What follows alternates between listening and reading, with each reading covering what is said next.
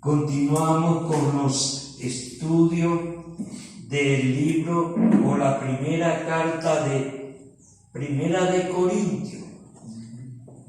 Esta tarde queremos hablar del capítulo 5 y si Dios nos concede la vida y la salud, seguiremos hablando sobre el capítulo 6, porque estos capítulos están unidos sobre un tema que se llama la relajación moral. Había un relajamiento en la ciudad de Corinto. Como ustedes conocen, Corinto sufrió un problema de orden moral. El primer problema era respecto a la tolerancia de la iglesia en cuanto a la inmoralidad de uno de los miembros. Pablo exige la más severa disciplina le sea aplicada en cuanto a los peligros que se exponen cuando se tolera la inmoralidad o este pecado. Pablo pasa a condenar los procesos de los cristianos que buscan en los tribunales seculares. Esto lo estaremos viendo en el capítulo 6. Este acto es contrario al amor cristiano. Esto daña la reputación de Cristo. Entonces Pablo trata con dos problemas bien serios en la iglesia de Corinto. El primero, la inmoralidad en la iglesia. La segunda, la negativa de disciplinar de cierto miembro culpable, de tomar una actitud contra tal pecado. El deseo de Cristo para su iglesia es que ella sea igual a su cuerpo, puro y sin mancha, siendo Él la cabeza. Quiere decir que la iglesia debe estar libre de maldad. Los cristianos de Corinto, como nosotros, vivían en una sociedad corrompida que permitía, que toleraba la impiedad. Para la iglesia reconocer y conservar su identidad y unida como cuerpo de Cristo, es necesaria la disciplina. Mateo 5:22 dice que pero yo digo que cualquiera que se enoje contra su hermano será culpable de juicio, y cualquiera que diga necio a su hermano será culpable ante el concilio, y cualquiera que le diga fatuo quedará expuesto al infierno de fuego. Entonces, esto nos habla de la disciplina, la necesidad de aplicar la disciplina. En Mateo 18, miren lo que dice, del 15 al 20, Mateo 18, del 15 al 20, habla sobre, por tanto, si tu hermano peca contra ti, ve y reprende, estando tú y él solos. Si te oyere, has ganado a tu hermano. Mas, si no te oyere, toma aún contigo a uno o dos, para que en boca de 2 o 3 testigos conste toda palabra. Si no lo oyeres a ellos, dilo a la iglesia. Y si no oyere a la iglesia, tenlo por gentil y publicano. De cierto os digo que todo lo que atéis en la tierra será atado en el cielo, y todo lo que desatéis en la tierra será desatado en el cielo. Otra vez os digo que si dos de vosotros se pusieren de acuerdo en la tierra acerca de cualquier cosa que pidiereis, les será hecho por mi Padre que está en los cielos, porque donde están dos o tres congregados en mi nombre, ahí estoy yo en medio de ellos. Entonces, como habíamos dicho que hay problemas que se presentan en la iglesia o en la congregación. A veces los hermanos tenemos problemas con otros hermanos y estos a veces los llevan a los juicios o a los tribunales, ¿no? Donde Pablo no está de acuerdo. Pablo quiere que los problemas los solucionemos nosotros, porque para eso el Señor ha dado autoridad a la iglesia. Ha puesto hombres idóneos para tratar estos problemas o asuntos. Bendito sea el nombre del Señor. Veamos en 2 Tesalonicenses, en el capítulo 3, el verso 6, mire. Pero os ordenamos, hermanos, en el nombre de nuestro Señor Jesucristo, que os apartéis de todo hermano que ande desordenadamente y no según la enseñanza que recibisteis de nosotros.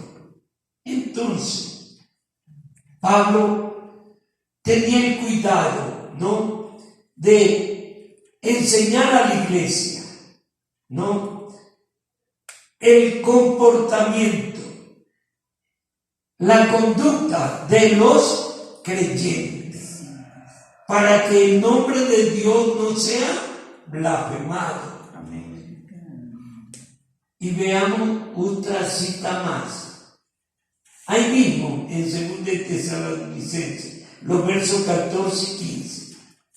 Si alguno no obedece, del capítulo 3, si alguno no obedece a lo que decimos por medio de esta carta, a ese señalado, y no juntéis con él, para que se avergüence, mas no lo tengáis por enemigo, sino amonéstale como a hermano.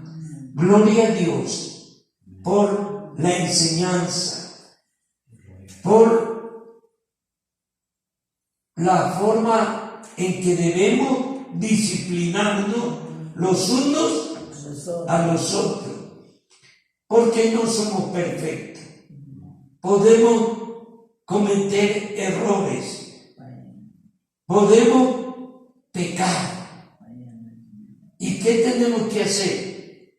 Volvernos a las Escrituras. Amén. Amén. Entonces vamos a tocar en esta tarde el tema de la disciplina en la iglesia. En 1 Corintios, capítulo 5, veamos, los versículos del 1 al 5. De cierto se oye que hay entre vosotros fornicación, y tal fornicación cual ni aun se nombra entre los gentiles, tanto que alguno tiene la mujer de su padre, y vosotros estáis envanecidos. ¿No debierais más bien haberos lamentado, para que fuese quitado de en medio de vosotros el que cometió tal acción? Ciertamente yo, como ausente en cuerpo, pero presente en espíritu, ya como presente juzgado al que tal cosa ha hecho. En el nombre de nuestro Señor Jesucristo, reunidos vosotros y mi espíritu con el poder de nuestro Señor Jesucristo, el tal se entregará a Satanás para destrucción de la carne, a fin de que el espíritu sea salvo en el día del Señor Jesús. Amén.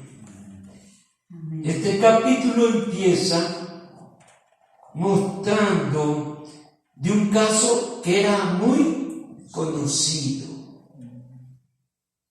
Tanto que dice Pablo que había uno que vivía con la mujer de su padre.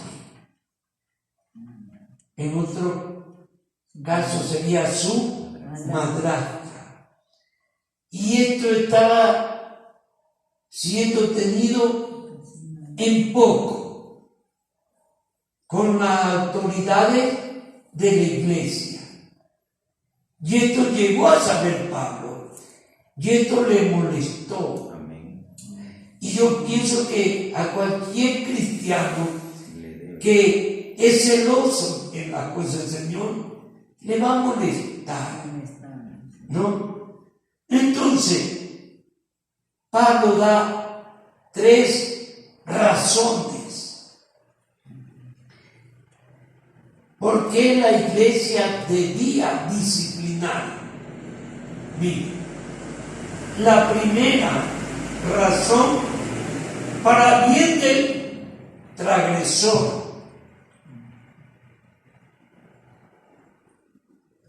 Mire, para bien del transgresor. Porque el pecador, él piensa que nadie lo ha visto, que nadie sabe. Es como el caso de David, ¿no? Pero usted ve, cuando el Señor Dios manda al profeta Natán a hablar al rey David, ¿no? Y le pone un ejemplo de un hombre que recibió la visita de un amigo. Y para atender al amigo fue y cogió la cordera de su vecino que tenía una sola cordera. Y él era un hombre rico que podía haber cogido muchas, ¿no? Y cuando escuchó esto David se molestó. Pero cuando él se molesta y dice que ese hombre es digno de muerte, entonces el profeta le dice: rey, ese hombre eres tú. Y ahí le empieza a hablar sobre el caso de Betsabé y la muerte del esposo de Betsabé llamado Urías. La Biblia enseña que David cayó avergonzado, como dice, ¿no? Y pidió que Dios tenga misericordia. Entonces, el por qué disciplinar al transgresor es para bien de él, ¿no? Sacarlo, como dice el hermano, del error. Más bien es dándole la oportunidad que se arrepienta, que reconozca su pecado, como dice la Escritura: el que confiesa su pecado y se aparta alcanzará misericordia, porque nuestro Dios, nuestro Señor, es un Dios amplio en perdonar. Entonces, mis amados, es para el bien la reprensión. Se trata no de dar oportunidad que el pecador reconozca y se arrepienta. Bendito sea el nombre del Señor. La reacción de Pablo fue tomar la decisión de personalmente disciplinar al hombre. El verso 5 dice: el tal sea, sí, entregado a Satanás para destrucción de la carne, a fin de que el espíritu sea salvo en el día del Señor Jesús. ¿Qué quiso decir Pablo con esto? Significa que el transgresor se ha quitado de la comunión. El que pecó, ¿no? Cuando dice se ha entregado a Satanás, sáquelo. Dice aquí, se ha quitado de la comunión con los demás y devolverle a la obra de Satanás. Así quedará bajo la influencia destructiva del pecado y de los demonios. Mire lo que dice el verso 7. Limpiaos pues de la vieja levadura para que seáis nueva masa sin levadura, como sois, porque nuestra Pascua, que es Cristo, ya fue sacrificada por nosotros. Mire, y el verso 13, porque a los que están fuera Dios juzgará, quitad pues ese perverso de entre vosotros. o sea que tenían la iglesia que tomar una actitud de juicio, ¿no? De disciplina. Bendito sea el nombre del Señor. La disciplina tiene dos propósitos. A, que el transgresor, al experimentar los problemas y el sufrimiento físico, se arrepienta. Y aquí tenemos el ejemplo de el hijo pródigo. El hijo pródigo fue un hombre joven que recibió los beneficios de su herencia. Y dice que se fue a una ciudad lejana y ahí malgastó todo. Y de pronto en esa provincia vino hambre. Y él no sabía cómo saciar su hambre, su necesidad, tanto que fue a cuidar puercos. Y dice que deseaba comer las algarrobas de los puercos. Y estando en esa condición, dice que volviendo en sí, mire, o sea, como quien dice, fue de vuelta a su razón. De pronto tuvo luz en su mente, en su interior, y dijo, en la casa hay abundancia de pan, y yo aquí perezco de hambre. Me levantaré e iré y diré, Padre, he pecado contra el cielo y contra ti. No merezco ser tenido como tu hijo. Teme como uno de tus jornaleros. Y conocemos el final de esa historia. Que el padre hizo una fiesta. Porque este hijo que se había perdido, pero que ahora está salvo. Amén. Entonces, como decíamos, la disciplina tiene el propósito de que el transgresor experimente el verdadero arrepentimiento y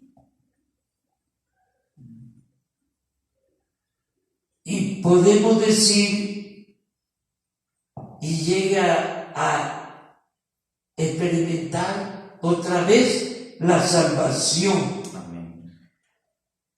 El segundo punto sería, como decíamos, la disciplina tiene dos propósitos. El segundo punto es que la iglesia se libre de la vieja Levadura. porque un poco de levadura Leuda toda la masa. ¿no? Si él lo hizo, ¿por qué yo no lo voy a hacer? Y eso empieza a minar la vida, la conducta, la espiritualidad de la iglesia. Bendito sea el nombre del Señor. Es decir, que de la influencia pecaminosa, para que el pueblo de Dios se convierta en el nuevo pan, como dice ahí en 1 Corintios 7 y 8. Miren lo que dice del capítulo 5. Limpiaos pues de la vieja levadura, para que seáis nueva masa, sin levadura como sois, porque nuestra Pascua, que es Cristo, ya fue sacrificada por nosotros. Así que celebremos la fiesta, no con la vieja levadura, ni con la levadura de malicia y de maldad, sino con pan sin levadura, de sinceridad y de verdad. Amén. Entonces, un segundo punto sería: la iglesia de hoy puede adoptar la misma actitud que había en la iglesia de Corinto. Al procurar la salvación de alguien que ha dejado la vida cristiana y ha regresado al mundo, la segunda razón que el apóstol Pablo da sobre la disciplina en la iglesia, vemos del verso 6 al verso 13. No es buena vuestra jactancia, ¿no sabéis que un poco de levadura leuda toda la masa? Limpiaos pues de la vieja levadura, para que seáis nueva masa, sin levadura como sois, porque nuestra Pascua, que es Cristo, ya fue sacrificada por nosotros. Así que celebremos la fiesta, no con la vieja levadura, ni con levadura de malicia y de maldad, sino con panes sin levadura, de sinceridad y de verdad. Hasta ahí nomás, sobre estos puntos, los versos del 6 a 8, dice bien: la segunda razón para el bien de la iglesia, un poco de levadura leuda toda la masa, dice el verso 6, ¿no? ¿No sabéis que un poco de levadura leuda toda la masa? Entonces, al disciplinar la iglesia a los miembros que infringen alguna norma de conducta, como en el caso de la iglesia de Corintios, la iglesia tenía que disciplinar. Bendito sea el nombre del Señor. Dice aquí: la levadura, entre comillas, que produce fermentación, es símbolo de lo que penetra en la masa y corrompe la verdad, la justicia y la vida espiritual.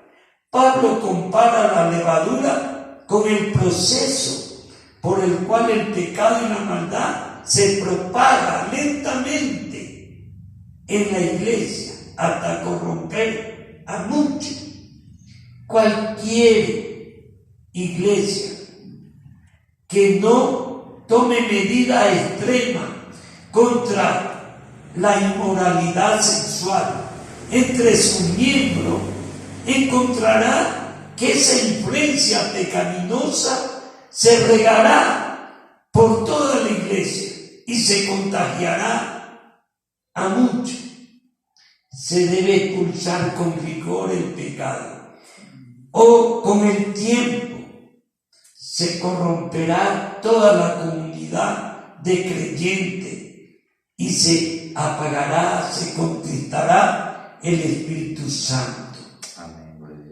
Una tercera razón que el apóstol Pablo dio sobre la disciplina es para el bien del mundo. Mire, ahí si leamos los versos del 9 al 13. Mire. Os escrito por carta, que no os juntéis con los fornicarios, no absolutamente con los fornicarios de este mundo, o con los ávaros, o con los ladrones, o con los idólatras, pues en tal caso o sería necesario salir del mundo. Más bien, os escribí que no os juntéis con ninguno que, llamándose hermano, fuese fornicario o avaro o idólatra o maldiciente o borracho o ladrón, con tal ni aun comáis, porque ¿qué razón tendría yo para juzgar a los que están fuera? ¿No juzgáis vosotros a los que están dentro?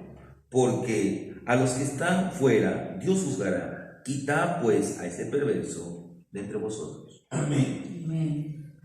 Como dije, el tercer punto es para el bien del mundo. La iglesia debe mantener su testimonio. Amén. A veces nosotros hacemos énfasis sobre nuestro testimonio y a veces señalamos al mundo, a veces señalamos a ciertos movimientos religiosos, ¿no? Pero la iglesia de Corinto era una iglesia que, según la Escritura dice, que era una iglesia que tenía todos los dones espirituales, y ahí en medio de ellos había un hombre que vivía con su madrastra. Perverso. Hoy en muchas denominaciones, iglesias evangélicas, hay esta clase de pecado. Y muchas veces no se toma la medida, y por eso es que la iglesia del Señor no resplandece como debía resplandecer por causa del pecado. Y dice aquí, la iglesia debe mantener su testimonio cristiano. De los versos del 9 al 11 dice, y el verso 11 dice, más bien os escribí que no juntéis con ninguno que, llamándose hermano, fuere fornicario, o avaro, o idólatra, o maldiciente, o borracho, o ladrón, con el tal ni aún comáis. Mire, la iglesia no puede ganar hombres y mujeres para Cristo si vive como vive el mundo. La Biblia dice que somos cartas abiertas. La Biblia dice que somos luz en medio de la oscuridad espiritual que vive la humanidad. Entonces, hermano, debemos tener ese celo que tenía el apóstol Pablo, que cuando él llegó a saber esto, instantáneamente, podemos decir, escribió esta carta para que la iglesia en Corinto tome una actitud de disciplina sobre aquel miembro. Amén. Con el fin de que él pueda arrepentirse, con el propósito de que ese pecado no contagie al resto de los creyentes, y con el propósito para el bien del mundo. Entonces, hermano, debemos permanecer separados del pecado y de la forma como vive el mundo. Esto no significa que debemos mantenernos lejos de los pecadores. ¿Cómo podemos testificar de Cristo para ellos? Si la iglesia deja de disciplinar a sus miembros o de evitar la comunión con quien se dice hermano siendo persona inmoral, la iglesia perderá aquello que la distingue del mundo. Pablo manda y exhorta a los cristianos a no considerar como hermano en Cristo aquel que vive como el mundo. Una de las razones por que la iglesia poco tiene influenciado al mundo es porque el mundo la influencia. La iglesia debe juzgar a su miembro. Los versos 12 y 13 dice, porque ¿qué razón tendría yo para juzgar a los que están fuera? No juzgáis vosotros a los que están dentro, porque los que están fuera Dios juzgará. Quitad a ese perverso de entre vosotros. Los que están dentro de la iglesia debe tomar medidas disciplinarias. Que el Señor nos ayude, ¿no?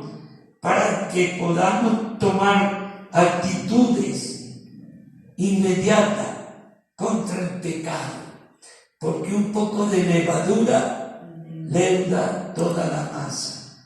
La paz del Señor, hermano.